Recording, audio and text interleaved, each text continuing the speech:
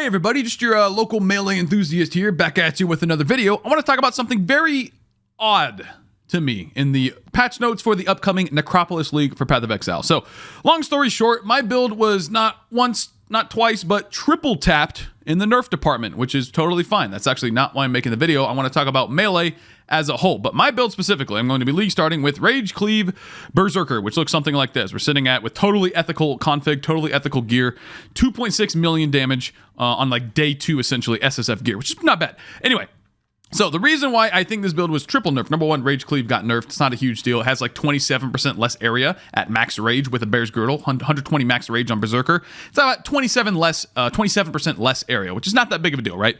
That's not why I'm making this video. The reason I'm making this video is call to arms. So this keystone right here has been removed. I don't know if you caught that in the patch notes. This keystone no longer is on the passive tree. Instead, they're replacing it with a new keystone called Warlord's Call. Warlord's Call provides warcries no longer exert attacks, and warcries now grant their buffs to nearby allies. Okay, like maybe you can do something with minions with that? I don't know. Like, sure, there's a use case for this, and no longer exerts attacks is like, whatever, man. Like, this keystone is pretty garbage in my opinion, but that is not the problem. The problem is that it replaces Call to Arms, which is a massive deal because this says using your warcries is instant and the warcries share their cooldown. So with warcries and melee specifically, we already have totems that we have to deal with, but with warcries, if you're not running at least one in your build on melee, what are you doing?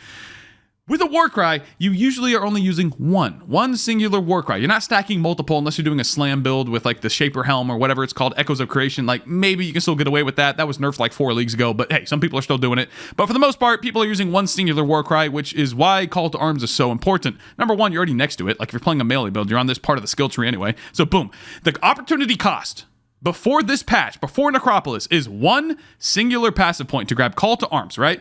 Instant warcry, which is very, very important because normally it has a cast time, right? You have to like yell into the air. It has a cast time. No one wants to deal with that cast time. So the fact that this keystone no longer exists and instead in its place we get a skill gem, Call to Arms support. Not only does this support have a 200% cost and reservation multiplier at max level. This is max level gem, by the way, 200%. So it doubles the cost of the warcry, which can be a pretty significant thing, especially if you're running it off of your mana pool.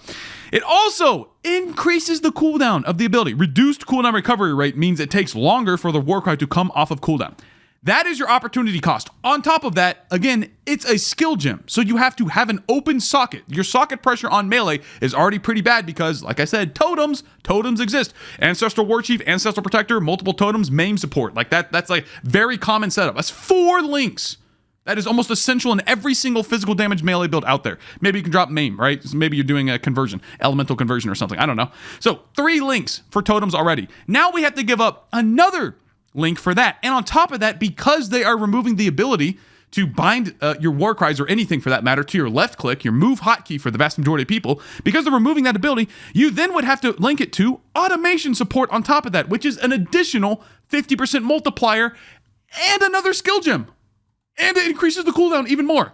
So they not only they triple tapped melee in this patch. Like, what is going on, man? Like, was melee that busted? Did we really need these nerfs?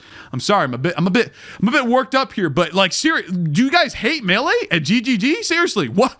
Please give me the reasoning for this. We went from the opportunity cost of a single passive point, which, okay, maybe this is too OP. Hey, Call to Arms is a single passive point. It provides way too much power. Okay, what do we do to fix that? We create 2 more sockets required to get the same effect, and we're more than doubling the mana cost.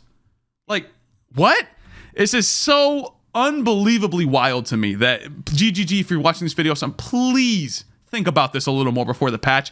The warcries are I am literally going to remove the warcry from this build. I can't think of a way to fit this in, which is actually pretty important for Rage Cleave, right? I'm playing Berserker, Rite of Ruin. I'm losing at 120 max rage, 12% of my life per second. I have to mitigate that somehow. Like I'm thinking about, I'll spec into Hardy or something over here. This gives quite a bit of regen. I'll figure out a way, right? But did melee really warrant this much of a nerf? That's my overall question. Like, is this amount of opportunity cost really what you guys were looking for? Going from a singular passive point to now requiring 2 additional skill gems and more than doubling the mana cost?